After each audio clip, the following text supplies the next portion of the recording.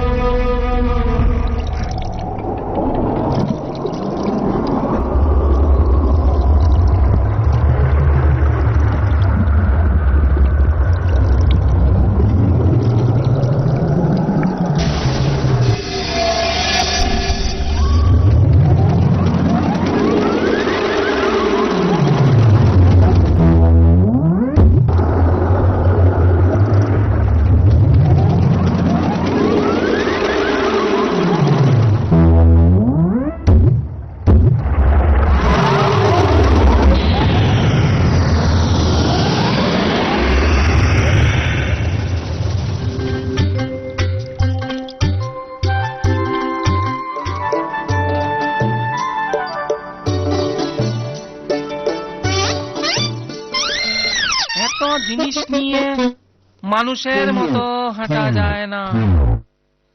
এদিকটা বেশ নিরিবিলি দেখছি, চট করে নিজের মূর্তি ধরি, তাহলে তাড়াতাড়ি ঘরে পৌঁছতে পারবো।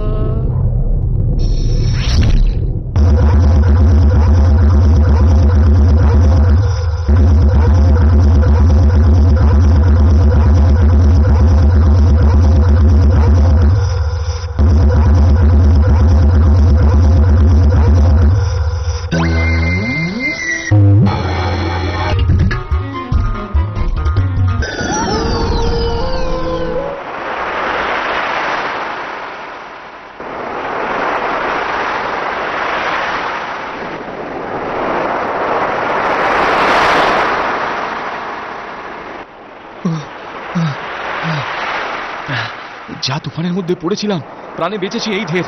জিনিসপত্রগুলো সব নৌকাতে ছিল। যাই যাই মাঝির কাছ থেকে জিনিসগুলো ফেরত নিয়ে বাড়ির দিকে যাই এবার। মাঝি ভাই, ও মাঝি ভাই!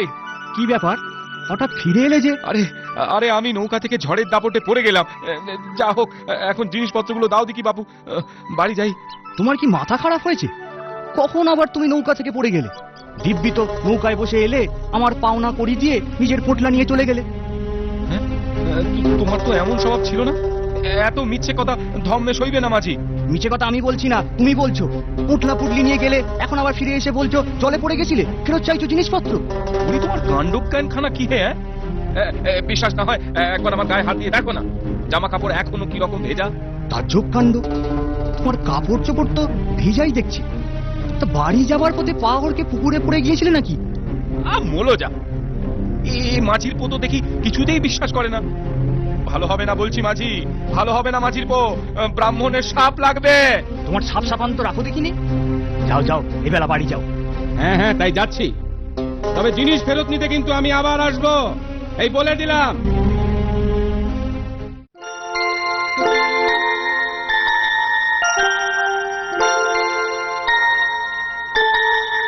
এই নে, তোর জন্য পুলি পিঠে করেছি, একটু মুখে দে বাবা।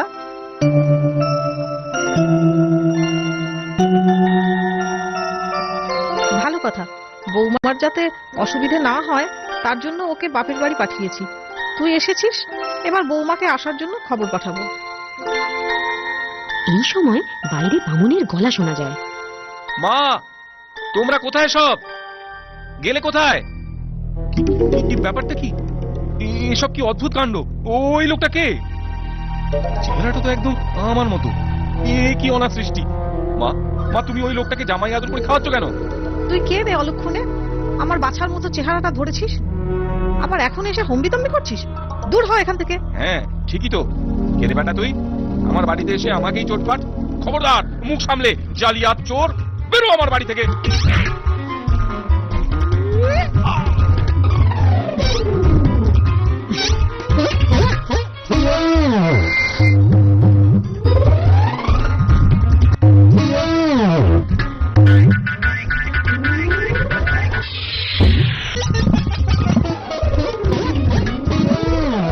নিজের মা আমাকে চিনতে পারছে না।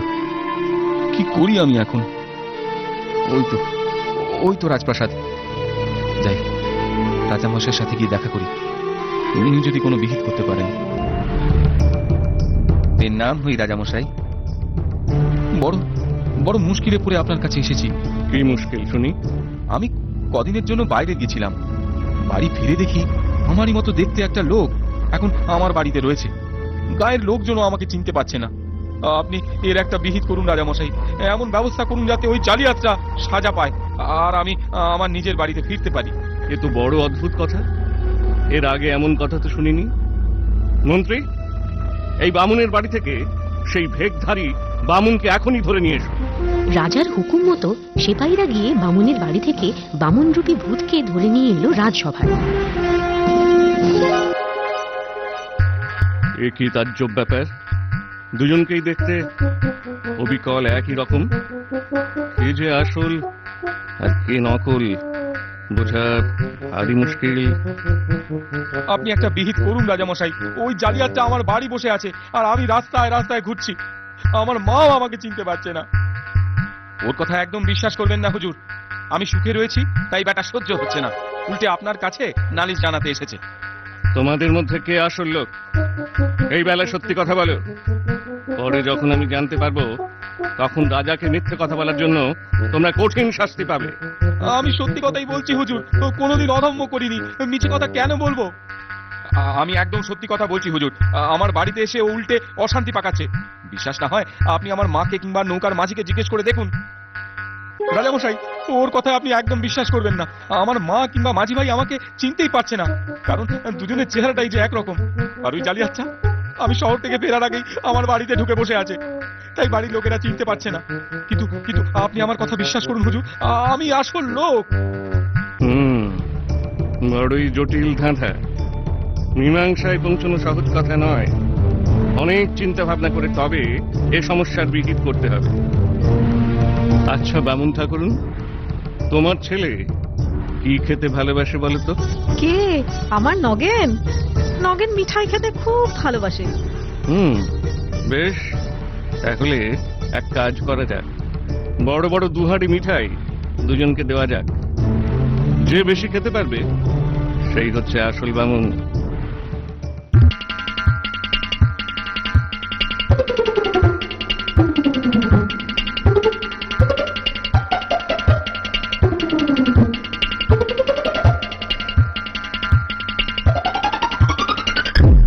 না, এ তো দেখছি সবই নিমেষে সাফ করে দিল। আচ্ছা, তোমরা তোমাদের 3 পুরুষের নাম বলো তো। যার লোক নিশ্চয়ই এটা পারবে না। আমি এক্ষুনি বলছি মহারাজ। আমার বাবার নাম 1 করি, তার বাবা 2 করি, তার বাবা 3 করি। বাবা, তুমি নাম বলছো না নামটা বলছো? কি বামুন ঠাকুরুন, ঠিক বললেও? হ্যাঁ রাজামশাই। আচ্ছা, এবার তুমি বলো দেখি তোমার 3 পুরুষের নাম। মহারাজ, ও তো আমারটা শুনে ফেলেছে। তাই তো, তাই তো। তাহলে উপায়? মহারাজ, আমি বলি কি, ওকে ওর মামার বাড়ির 3 পুরুষের নাম বলতে বলুন। আমার মনের কথাটাই তুমি বলে ফেললে মন্ত্রী। আমিও তো তাই ভাবছিলাম। হ্যাঁ বলো, তোমার মামার ঘরের 3 পুরুষের নাম বল। মামার বাড়ির 3 পুরুষের নাম? শ্যাম, ঘনশ্যাম আর রাধেশ্যাম। মহারাজ, এও তো ঠিক বললো দেখছি। কি যে হচ্ছে আমি তো কিছুই বুঝতে পারছি না। মহারাজ, আমি এদের দুজনের সমস্যার কথা শুনেছি। বড় জটিল সমস্যা, তাতে কোনো সন্দেহ নেই, কিন্তু আমি একটা উপায় বাতলাতে পারি। বলো রাজকুমার, কি উপায়? উপায় আছে মহারাজ। আপনি যদি আদেশ করেন, আমি প্রমাণ করে দিতে পারি এদের মধ্যে কে আসল আর কে নকল। ঠিক আছে কুমার, তুমি বিচার করো। পেয়াদা, একটা মুখ বন্ধ করা সরু পাত্র নিয়ে এসো তো। এই যে, এই আমার হাতে যে পাত্রটি দেখছেন, একমাত্র এরই মাধ্যমে রহস্যের সমাধান হবে। দুজনের মধ্যে যে এই পাত্রের ভিতর ঢুকে আবার বেরিয়ে আসতে পারবে, জানবো সেই আসল বামুন।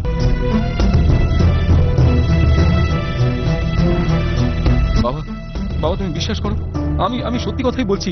আমার কোনো অপরাধ নেই। এইটুকু ছোট্ট পাত্রের মধ্যে আমি ঢুকবো কি করে? এ যে অসম্ভব। অসম্ভব বললে তো চলবে না, প্রমাণ তো দিতেই হবে। আমি পারবো। আমি অনায়াসে ওই পাত্রের মধ্যে ঢুকে আবার বেরিয়ে আসতে পারবো। এক্ষুনি দেখাচ্ছি।